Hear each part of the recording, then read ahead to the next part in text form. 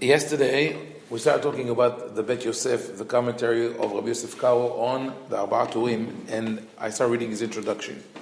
So he describes how because of exile and persecutions and other disasters, we have lost the ability to learn and to discern halakha. He also describes the multitude. There are so many different books, and they are sometimes repetitious, etc. He says if someone wants to investigate or research the source of the halakha all the way back to the Talmud, even if it's one halakha, it's a daunting task. And if you want to do all of the halakhot, it's impossible. He says, he says maybe one would say, okay, I'll take the abridged version, because already at the time of the Rabbi Yosef Karo, there were a couple of books that were anthologies of halakha, and he said he mentioned them by name: Sefer Mitzvot Katan, Agor, Kolbo. He says, "Zo derech ktsara va'aruka." This is a Talmudic phrase saying sometimes you take a shortcut, but it turns out to be a much longer way. So you didn't, right, the short, long way. You didn't save any time. Why? Says you never know the origin of the law and how it is to be practiced. And he says some of these books copy the Baal Turim, and he brings an example.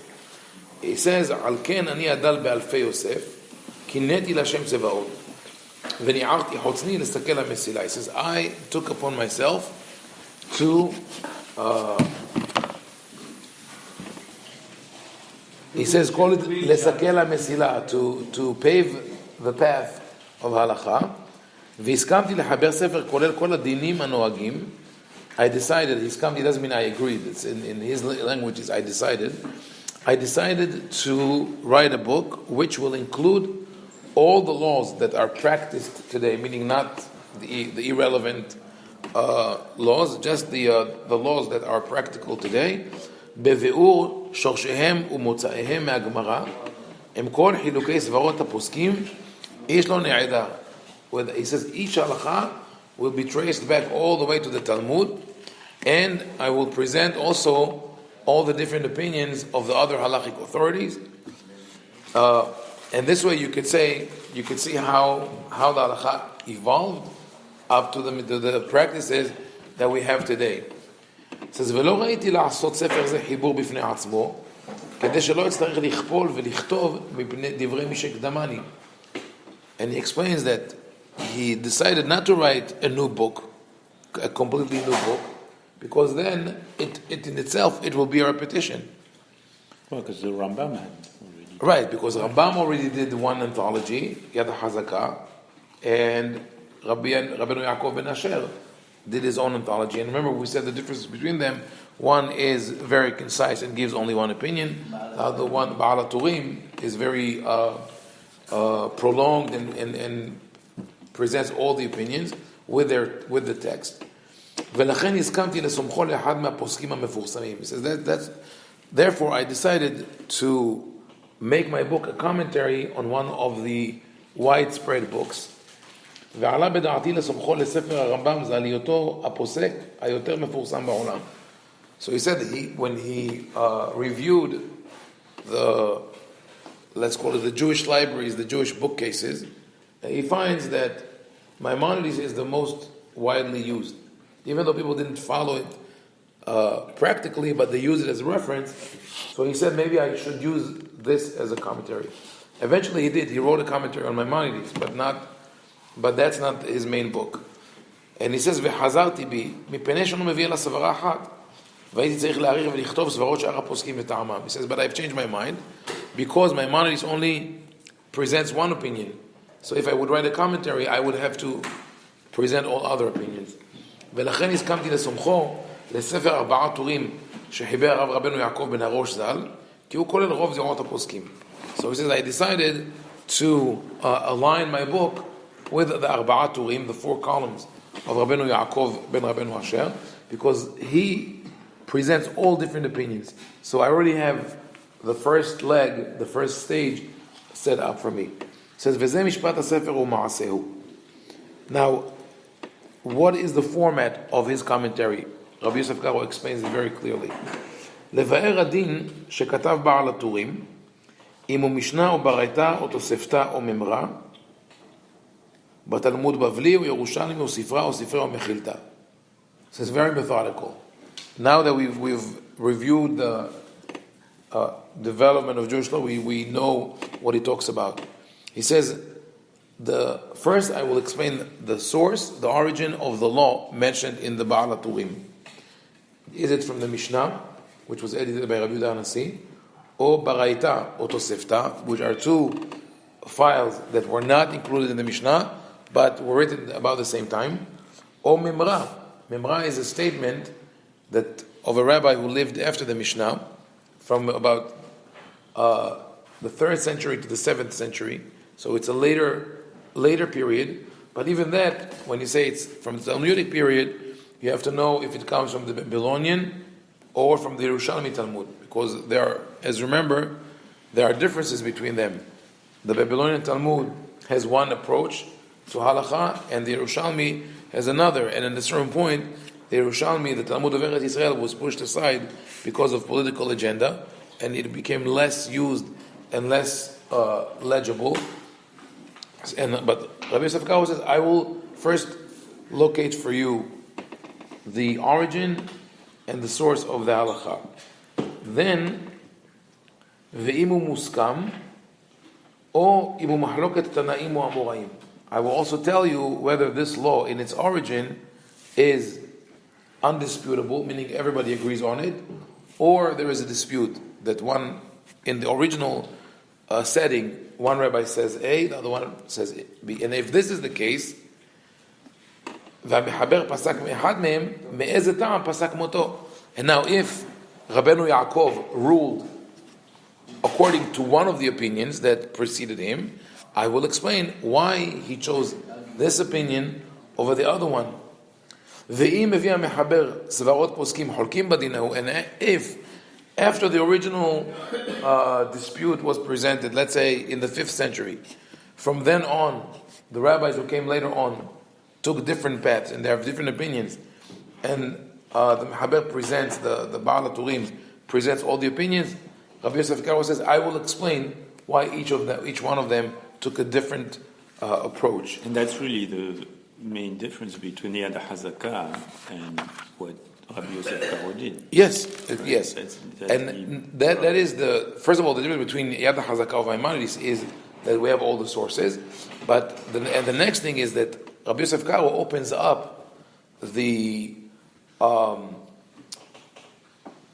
text of the Baal HaTurim, Rabbeinu Yaakov, what he wrote. He basically collected all different opinions and did not give a final verdict, and also leaves people in somewhat of a confusion, because when you see the different opinions, you say, okay, not only you ask, what should I choose, what should I do, but you also ask, how did we get here? How come we have 3 different opinions, right? Or 4 different opinions? And Rabbi Yosef Karo says, I will explain it to you.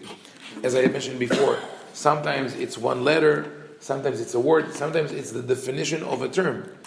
When they say, for example, don't buy or don't rent your factory on Shabbat to a non-Jew, right? Does it mean factory? What about a commercial oven? What about a field? What about if it's in the town, outside the town? So there, not always we had all the original details, all the details explaining the original setting. So each generation that came saw a different development. And he says, I will explain all of them. A quick question. Yes. Rabbi Moshe Isserles was a contemporary of. So did he work with? No. He did not work with it. He was independent. Independent. Right. What Maria says, at the same time that Rabbi Yosef Karo was working on his commentary to the Turim of Rabbeinu Yaakov, another scholar, Rabbi Moshe Isserles, who lived in Krakow in Poland, worked on the same exact thing, but he didn't know of the Bet Yosef. He didn't know of him. Eventually, the one who made it first to print was the Beit Yosef of Rabbi Yosef Karo, and when Rabbi Moshe Israel saw that, he withdrew his commentary. Says there's no point in publishing it. Eventually, it was published.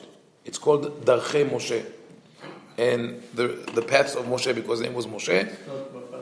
No, it's Darchei Moshe. It's called Darchei Moshe Ha'aroch.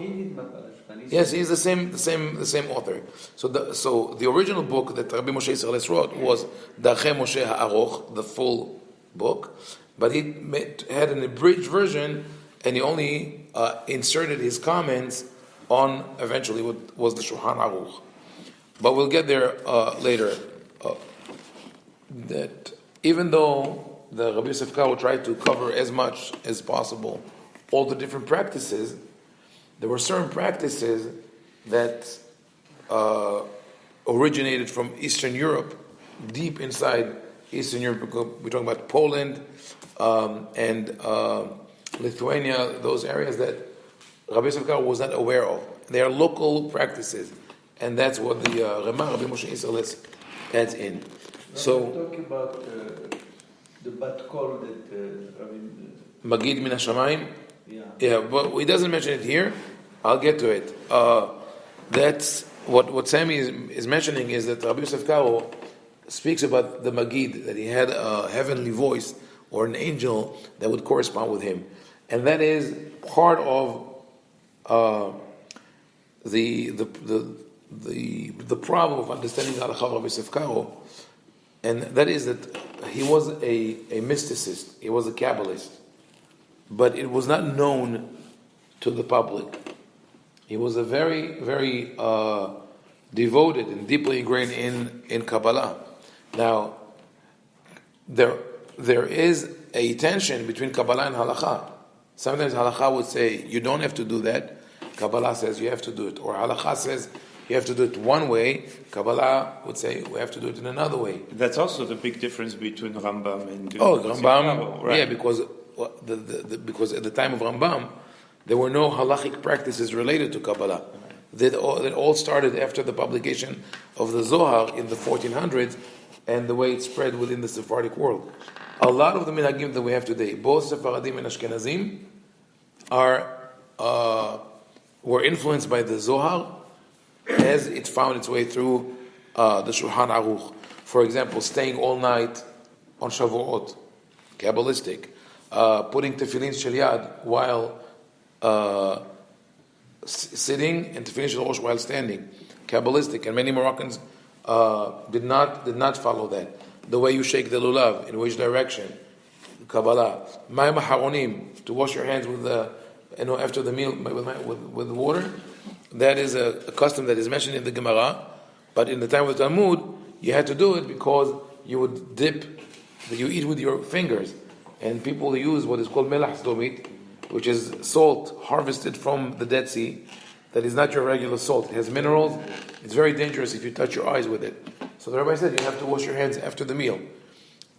But after the time of the Talmud, people started eating differently. They didn't have melach sdomit. They didn't eat with their hands.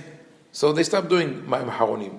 The Zohar re-established ma'im haronim, giving it a Kabbalistic twist, saying that this is like an offering that you give the forces of evil to please them. It's a whole new issue that we'll talk about when we get to Halakha and Kabbalah. But Rabbi Yosef Karo did not let people know that he comes from a Kabbalistic school of thought. And he says here, Nimtza, Shemishi Sefer Zeh, he says, if you use my book, you will have in front of you all the words, all the discussion of the Talmud with, listen to that. I'll read it just to see like the source that he used.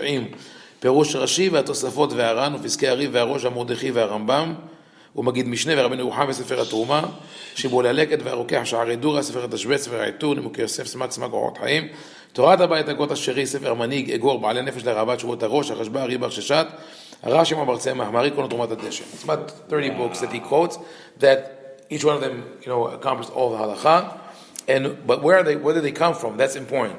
Rashi and Tosafot lived in the 11th, 12th century in France and Provence. Ran, Rabbeinu Nisim Girondi was in Gerona in Spain. Rabbi Yosef Alfasi, Rabbi Yitzhak Alfasi from Morocco. Rosh, Rabbeinu Asher, moved from Germany to Spain. Mordechai is the student of that Rabbeinu Asher, also from Germany. Arambam ve'Hagahotav, it's Maimonides, who's Sephardi, and the Hagahot, the commentary, which written by a rabbi from Germany, a student of Rabbeinu Asher. Rabbeinu Yeruham, also from Provence. Shibbolei Aleket ve'Arukeach v'Sharei Dura, Italy and Provence. And then the rabbis who were exiled from Spain and went to Algeria, like Rabbi Yitzhak Bar Sheshat, Rabbi Shimon Bar Tzemach Duran. So he really sort of covers the whole geographic dispersion of the Jewish people. And so, in a sense, he's not pure Sephardi. You know, when people come and say that Rabbi Yosef Karo represents the core practice of the Sephardic world, it is not accurate. It is his Pesach, is the way he decided the halacha. And he also quotes the responsa. Remember that I mentioned that for him it was important to quote the daily exchange of letters between rabbis and people who ask them questions, because that's where you see the halachot in context. Now, after all that, you will come to the difficult task of making a halachic decision.